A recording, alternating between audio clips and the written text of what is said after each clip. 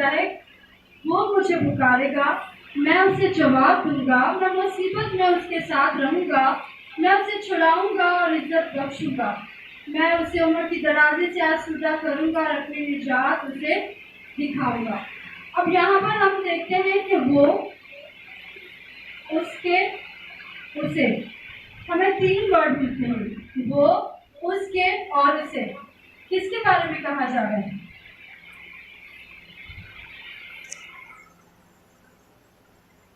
ہمارا جو ٹاپک ہے وہ دعا ہے، ٹھیک ہے؟ تو یہ کس کے بارے میں کہا جا رہا ہے؟ وہ مجھے پکارے گا، جو دعا کرتا ہے۔ ہاللیلویا، ہاللیلویا۔ جو دعا کرتا ہے، جو مجھے پکارے گا۔ اور اس کو ہم کیسے پکار سکتے ہیں؟ ہم اسے دعا کے ذریعے سے پکار سکتے ہیں۔ ہم جانتے ہیں، ہم بات کرتے ہیں، سنڈے اسکول میں بچے گیت سیکھتے ہیں، گاتے ہیں، ٹیلی فون ٹو جیسس، کہ خدا سے جو ہمارا کنیکشن ہے، ہم ٹیلی فون پہ جو بات کرتے ہیں وہ ہمارا دعا ہے۔ ہم جب دعا میں ٹھہرتے ہیں، جب ہم دعا کرتے ہیں تو ہم بات کرتے ہیں۔ اگر ہم ورڈ دعا کو دیکھیں تو اس میں 3 لفظ ہیں جن کو جوڑ کر لفظ دعا بنتا ہے، دال، عین اور الف۔ اگر ہم دال سے دیکھیں تو بے شمار الفاظ بنتے ہیں، لیکن یہاں پر ہم ورڈ لیں گے دل۔ دال سے دل، عین سے عقل اور الف سے ایمان۔ خداوند کا کلام ہمیں بتاتا ہے کہ جو اپنے سارے دل، اپنی ساری جان، اپنی ساری طاقت اور اپنی ساری عقل سے اس سے محبت رکھ۔ اور یہاں پر ہم دعا کے متعلق سیکھ رہے ہیں کہ دعا میں جو ہمیں 3 ورڈ مل رہے ہیں، ان 3 ورڈ سے جو جملہ بن رہا ہے وہ دل، عقل اور ایمان۔ یعنی کہ ہمیں اپنے پورے دل سے دعا کرنی ہے، اپنی سمجھ بوجھ کے ساتھ عقل سے دعا کرنی ہے، اور سب سے بڑھ کر ہمیں ایمان سے دعا کرنی ہے۔ ہاللیلویا، ہاللیلویا۔ ہمیں ایمان سے دعا کرنی ہے۔ کوئی بھی دعا ایمان کے بغیر بے تاثیر ہوتی ہے۔ آپ کو پتہ ہے دانیال نبی کس طرح دعا کرتا تھا؟ وہ پورے ایمان سے، عقل سے اور دل سے دعا کرتا تھا، گہرائی میں ڈوب جاتا تھا۔ وہ روح کی گہرائی میں اس قدر ڈوبا ہوا ہوتا تھا کہ اسے بالکل پتہ نہیں ہوتا تھا کہ اس کے پاس کوئی بیٹھ کر یا کھڑا ہو کر کوئی ڈول بھی بجا رہا ہے۔ قرآن مقدس میں ہمیں ملتا ہے کہ وہ 3 ٹائم اپنی کوٹڑی میں جا کر، کوٹڑی کی جو کھڑکی یروشلم کی طرف کھلتی تھی اسے کھول کر خداوند کے حضور سجدہ لے جاتا تھا۔ کس طرح؟ پوشیدگی میں۔ آگے جا کے ہم اس کے متعلق سیکھیں گے، لیکن ابھی جو ہم سیکھ رہے ہیں وہ ہے کہ اگر ہم دل سے دعا نہیں کرتے، اگر ہم ایمان سے دعا نہیں کرتے، اگر ہم عقل کو استعمال نہیں کرتے تو ہماری دعائیں رک جاتی ہیں۔ جذباتی دعا خدا کو پسند نہیں آتی۔ ہم بعض دفعہ بہت جذباتی ہو جاتے ہیں، میں یہ کر دوں گی، یہ میں کر دوں گا، لیکن ہوتا کچھ نہیں ہے۔ جب آپ کے بے معنی الفاظ ہیں، وہ بے معنی الفاظ جب آپ دعا میں یوز کریں گے تو اس کی بھی آپ کی زندگی میں کوئی قبولیت نہیں ہوگی۔ آپ کہیں گے میں دعا مانگتی ہوں یا دعا مانگتا ہوں مگر خدا تو میری دعا کو سنتا نہیں ہے، میں دعا کیوں مانگوں؟ ہم اگر دیکھیں نوح کی کتاب میں یا نحمیہ کی کتاب میں ہمیں ملتا ہے کہ میں ساری رات ماتم کرتا رہا لیکن مرا کوئی نہیں تھا، مجھے مارا گیا لیکن میرے ساتھ افسوس کرنے والا کوئی نہ ملا مجھے۔ اور یہ اس طرح کی بات ہے کہ خدا نے تو وعدہ کیا کہ تم مجھ سے مانگو میں تمہیں دوں گا، تم دروازہ کھٹکھٹاؤ میں تمہارے لیے حاضر ہو جاؤں گا، لیکن وہ کیا وجہ ہے کہ ہم دعا کر رہے ہیں، ہم دن رات 24 گھنٹے کی دعا میں ٹھہرے ہیں لیکن ہماری دعا سنی نہیں جا رہی، ہمیں اس کا جواب نہیں مل رہا۔ ابھی جیسے میں نے دانیال نبی کا ذکر کیا، آپ کو پتہ ہے دانیال نبی کس طرح دعا کرتا تھا، اس کے باوجود ابلیس نے اس کی دعا کو روک دیا۔ کتنے دن اس کا جواب نہیں رہا؟ 21 روز تک 21 روز تک اسے کوئی جواب نہیں ملا، اور ہم لوگ تو اس طور پہ دعا بھی نہیں کرتے۔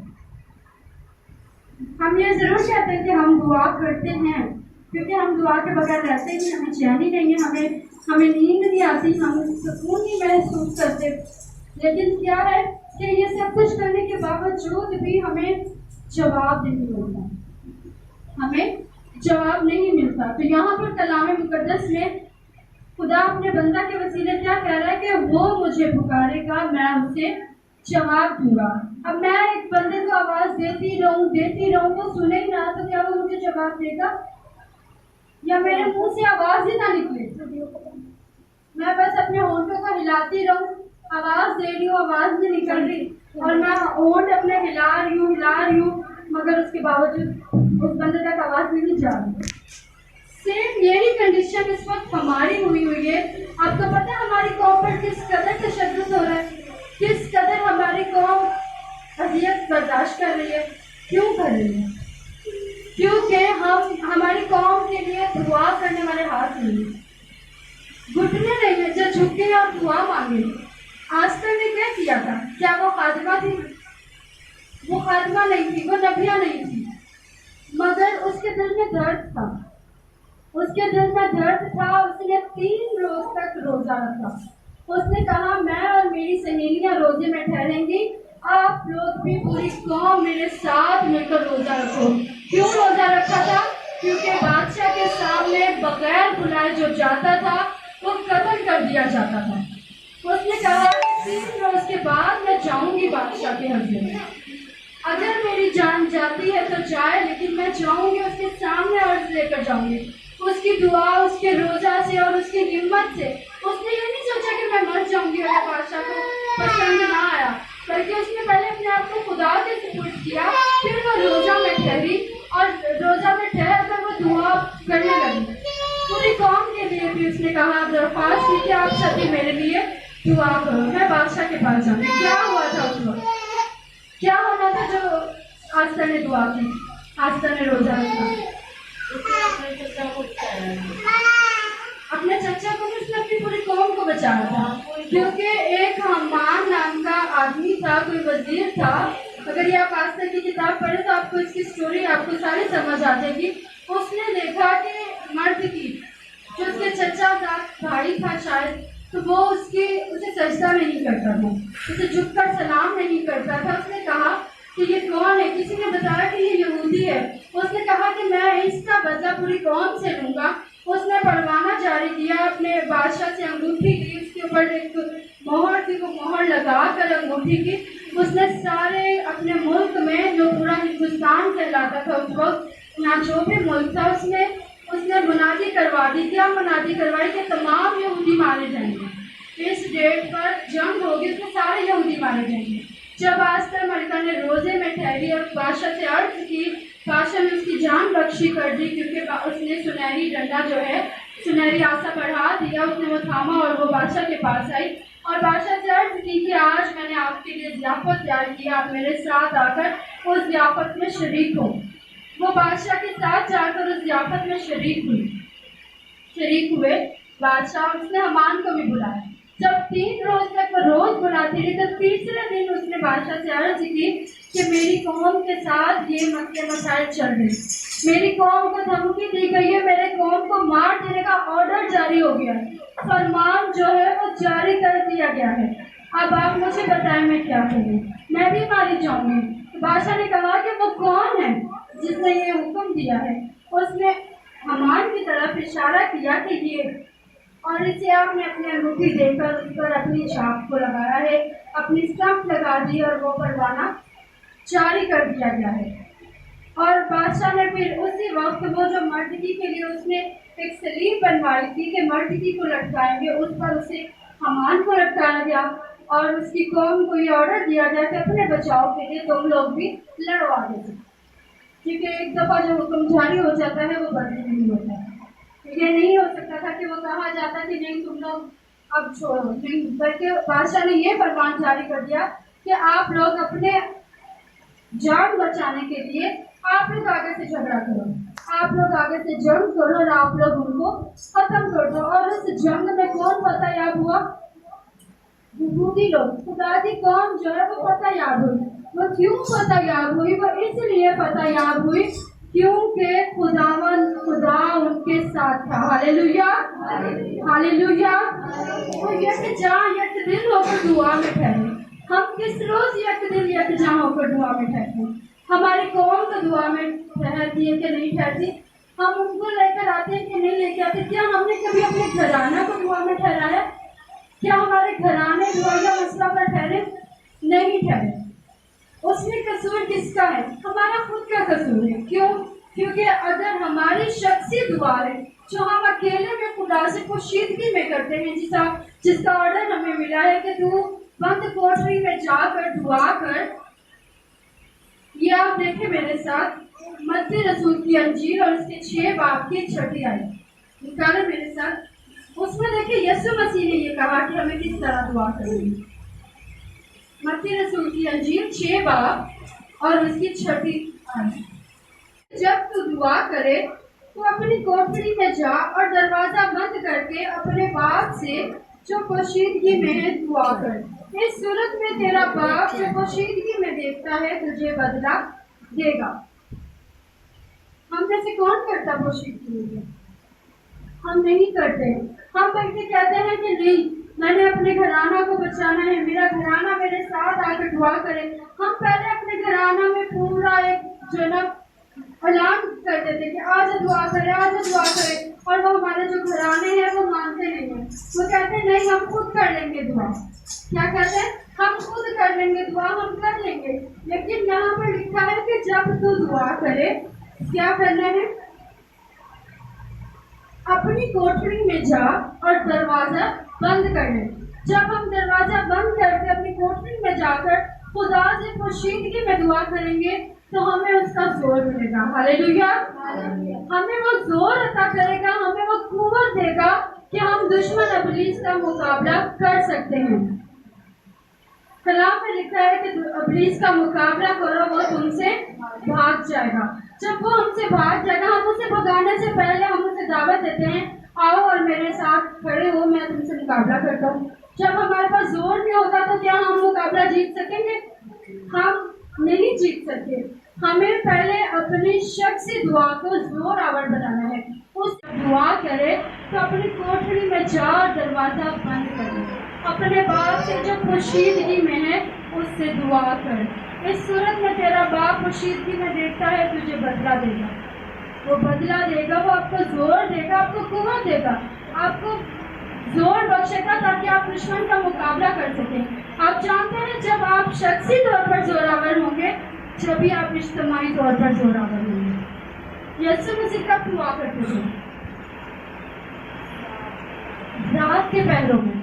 اگر آپ کلام مقدس کا مطالعہ کریں تو آپ کو ملے گا وہ ساری رات دعا کرتے تھے، اور وہ دن میں بھی جا کر پہاڑوں پر اکیلے میں دعا کرتے تھے. کیوں اکیلے میں دعا کرتے تھے؟ کیونکہ شخصی طور پر ہمیں مضبوط ہونا ہے. جب ہم شخصی طور پر زوراور نہیں ہوں گے تو ہم اجتماعی طور پر زور ہمیں کہاں سے ملے گا؟ ہم کہیں گے کہ ہم نے دعا کی ہے، ہماری دعا سے کوئی شفایاب نہیں ہوا، ہماری دعا سے کسی کی زندگی میں کام نہیں ہوا، ہماری دعا سے ہماری زندگی میں کام نہیں ہوا. کلام میں لکھا ہے کہ تم مجھ سے مانگ میں تجھے دوں گا. خدا سے مانگو، متفق ہو کر دعا کرو. متفق ہو کر دعا کرنے کے لیے ہمیں پہلے زور چاہیے، ہمیں پہلے قوت چاہیے، جو کہ ہمارے پاس نہیں ہوتا کیونکہ ہم قوت پانا نہیں چاہتے. ہم خدا کے حضور میں شخصی طور پر پورے طور سے جھکنا نہیں چاہتے. جب ہم جھکیں گے نہیں تو ہم زور کہاں سے پائیں گے؟ اور خدا سے زور پانے کے لیے ہمیں خداوند کے حضور پوشیدگی میں جھکنے کی ضرورت ہے. اگر ہمارا کوئی خاص ہے، ہمیں اس سے کوئی خاص بات کرنی ہے، اپنے خاص رشتے دار سے، اپنی شوہر سے، اپنے بیٹے سے، اپنی بیٹی سے، تو ہم پہلے علیحدگی میں بات کریں گے.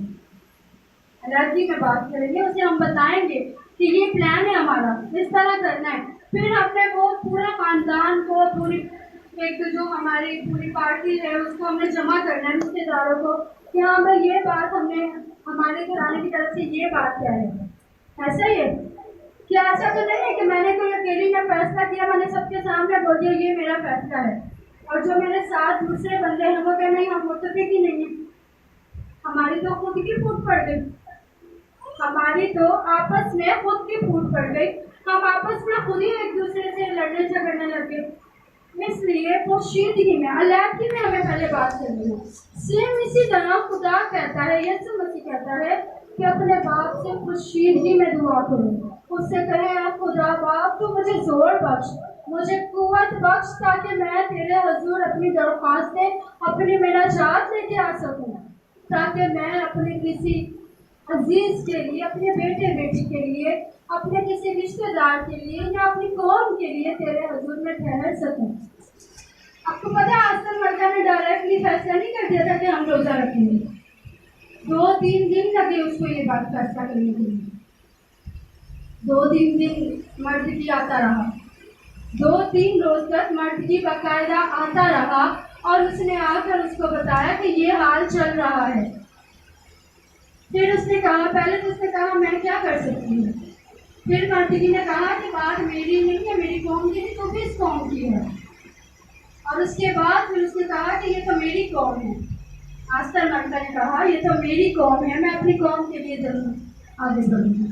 پھر اس نے جب آگے بڑھی، جب وہ دعا میں ٹھہری، جب وہ روزہ میں ٹھہری، اپنے ساتھ اس نے کہا کہ میری سہیلیاں بھی روزہ رکھیں گی، اور میں اپنی قوم سے بھی درخواست کرتی ہوں کہ وہ بھی میرے لیے روزہ رکھیں۔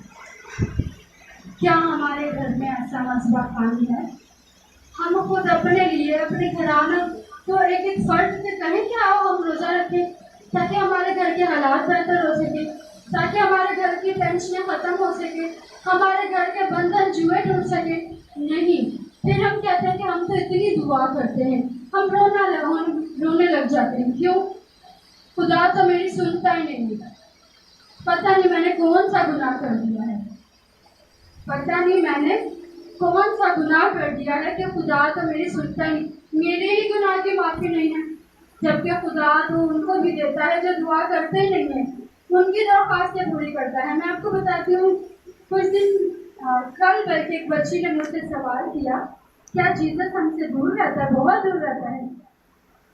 کیا جیزس ہم سے دور بلکہ بہت دور رہتا ہے؟ تو میں آج آپ سے سوال کرتی ہوں، کہ یسوع آپ سے دور، بہت دور رہتا ہے؟ اگر آپ یسوع کو دور کریں تو وہ بہت دور ہے، اور اگر آپ اسے بلائیں تو وہ آپ کے جتنے نزدیک وہ ہے، اتنا نزدیک اس دنیا میں کوئی شخص ہے ہی نہیں آپ کے، اتنا نزدیک اس دنیا میں کوئی شخص نہیں آپ کے جتنے نزدیک یسوع ہے آپ کے۔ آپ کو پتہ یسوع نے آپ کے لیے جان دی ہے، میرے لیے جان دی۔ کیوں جان دی ہے؟ کیونکہ وہ نہیں چاہتا کہ ہم میں سے کوئی بھی ہلاک ہو۔ ہم ہر دفعہ ایک کہانی سیکھتے ہیں کہ باغبان آتا ہے، کہتا ہے کہ یہ درخت بے پھل ہے، اسے کاٹ ڈالو، اسے کیا کرو؟ کاٹ ڈالو۔ مگر جو مالک کہتا ہے اسے کاٹ ڈالو، باغبان کہتا ہے کہ اس سال اسے اور چھوڑ دو۔ آپ کو پتہ ہے وہ کون ہے؟